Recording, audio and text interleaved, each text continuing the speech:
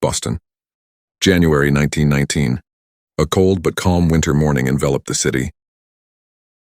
A light snow coated the cobblestone streets, as residents strolled slowly in thick coats and classic hats. Horse-drawn carriages passed by, and morning activities went on as usual. Nothing seemed out of place. No signs of danger. The city seemed peaceful, just like any other day. However, in the next few minutes, that tranquility would transform into one of the strangest disasters in American history. In Boston's North End, a giant steel tank towered over small houses. It was nearly the height of a 5-story building. The tank held over 2 million gallons of molasses, a thick sugar syrup used in the production of industrial alcohol. From a distance, the tank looked imposing, but to the residents, its presence was ominous. The massive tank stood too close to the neighborhood, as if waiting for something terrible to happen. Over time, residents began to notice a small leak from the tank's wall. A dark liquid dripped slowly, flowing along the metal toward the ground. Neighborhood children even came with small cans, collecting the dripping syrup as a sweet treat. To them, it was just a game. But to some adults, the leak seemed strange. The giant tank often made a creaking sound, like metal resisting immense pressure from within. On January 15th, 1919, the temperature suddenly rose after the previous cold days. This temperature change caused the pressure inside the tank to increase dramatically. Residents began to hear a rumbling sound that grew louder. Metal vibrated, bolts rattled. Some people stopped and turned toward the tank. Birds flew away, something felt wrong. And in a matter of seconds, everything changed. Suddenly, the tank ruptured with a loud bang. Steel tore like paper. Millions of gallons of molasses gushed out with incredible force. The tank's walls collapsed, and the viscous liquid formed a giant wave that rushed toward the street. Chunks of metal were thrown into the air. The ground shook in an instant. A great disaster began to sweep across the North End.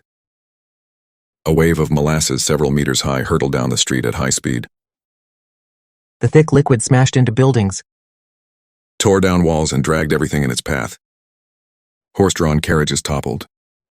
Electric poles snapped. People ran in panic, but the molasses was too fast.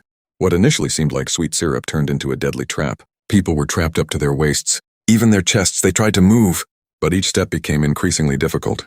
The thick liquid held them together like a giant glue stick. Some screamed for help.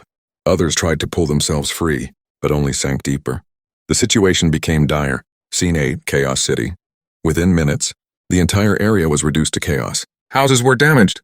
Streets were covered in dark syrup, and debris was strewn everywhere. Animals were trapped, unable to move. People tried to help each other, but they themselves had difficulty walking. The air was filled with screams, panic, and a pungent, sweet smell. Boston had become a sea of sticky molasses. Scene 9, Rescue Team. Rescuers finally arrived at the scene. They brought ropes and tried to pull the victims out one by one, but the terrain was extremely difficult. Every step felt heavy. Their shoes stuck to the ground. They had to move slowly to avoid becoming trapped themselves. The evacuation process was dramatic and laborious. Many victims were rescued only after hours of effort. Scene 10, City full of syrup. After the wave subsided, the area was covered in a thick layer of molasses. The streets were sticky. Buildings were damaged. Debris mixed with dark syrup. The air was filled with an unusual sweet aroma. Residents tried to clean the area, but the molasses was very difficult to remove. Even after several days, the city still felt sticky. This disaster left a lasting impression. Scene 11, Investigation. An investigation was launched to determine the cause of the disaster. Engineers examined the remains of the destroyed tank. They discovered that the steel walls were too thin and not designed to withstand the immense pressure. The tank had never even been properly tested. A previous leak turned out to be an overlooked danger sign. Construction errors were the primary cause of the tragedy. Scene 12, Dramatic Ending. This disaster killed 21 people and injured more than 150 others, one of the strangest tragedies in American history. Not a hurricane, not an earthquake, but a deadly wave of syrup. This story serves as a reminder that small negligence can lead to major disasters. And to this day, the Great Molasses Flood remains remembered as a real event. Oh, that feels like a movie.